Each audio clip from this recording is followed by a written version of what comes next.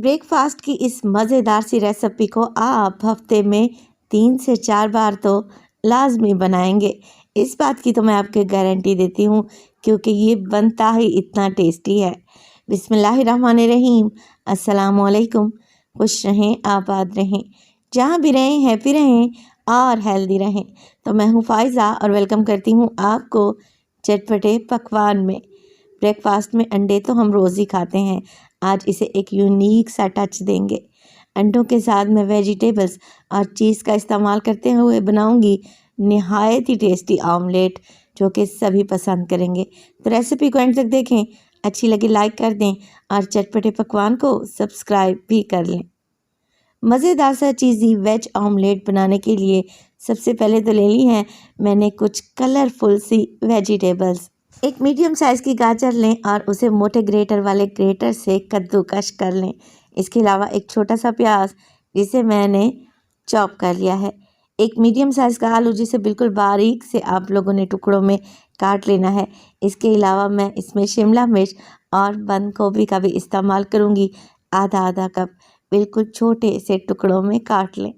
चलें जी, ये जो हो गई सब्जियां, आप इसमें अपनी पसंद की सब्जियां भी ऐड कर सकते हैं और इसमें से कुछ नहीं पसंद तो उन्हें स्किप भी किया जा सकता है। एक फ्राइंग पैन में डालूंगी तकरीबन 2 से 3 टेबलस्पून कुकिंग ऑयल और ऑयल में सबसे पहले मैं आलू शामिल करने लगी हूँ, क्योंकि आलू सारी सब्जियों से हार्ड होते हैं।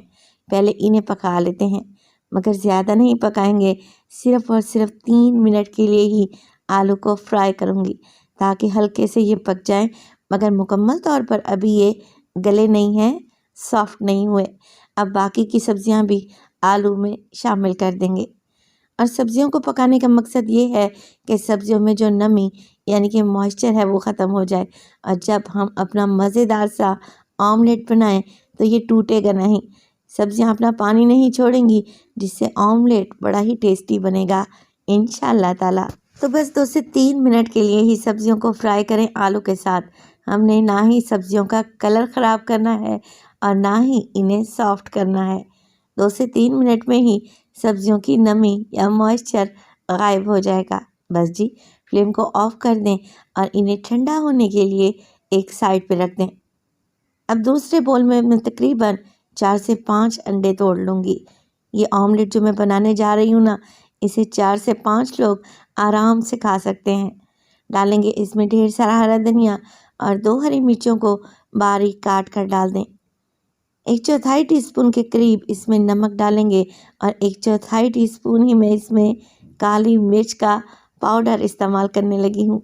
देखिए, मैं इस मज़ेदार से ऑमलेट में सिर्फ नमक और काली मिर्च का ही इस्तेमाल करूँगी। आप अपने हिसाब से इसे जितना तीखा बनाना चाहें बना सकते हैं। मोटी कुटी हुई लाल मिर्च डाल सकते हैं। इसके अलावा चाट मसाला भी ऐड किया जा सकता है। अब देखें, अंडे अच्छे तरीके से फेंट लिए हैं मैंने। सब्जियां भी ठंडी हो चुकी हैं, रूम टेम्परेचर पे आ चुकी हैं। तो अंडों में हम सब्जियों को मिक्स कर देंगे और हल्के हाथ से मिक्सिंग करें और एक साइड पे रख लें। चलें जी, अब मज़ेदार सा वेजिटेबल चीज़ ऑमलेट बनाना स्टार्ट कर लेते हैं। तो यहाँ पर मैंने एक फ्राइंग पैन में डाला है 2 से 3 tablespoon cooking oil. Frying pan में डालूंगी मैं ऑमलेट, जिसमें डाल रखी हैं सब्जियां। आधा डालूंगी और आधा बचा कर रख लूँगी। ऑमलेट को आप लोगों ने इस तरीके से डालना है कि इसे पूरे फ्राइंग पैन में फैलाते हुए डालें, ताकि इसकी एक लेयर बन जाए। अच्छा, मैं 4 से 5 मिनट के लिए ऑमलेट को कवर करके पकाऊंगी। कवर करने से क्या होगा, ऑमलेट को स्टीम मिलेगी, जिससे ये जल्दी पक जाएगा और अच्छे से सेट भी हो जाएगा। तो तकरीबन 4 से 5 मिनट के बाद हमारा मज़ेदार सा ऑमलेट सेट हो चुका है।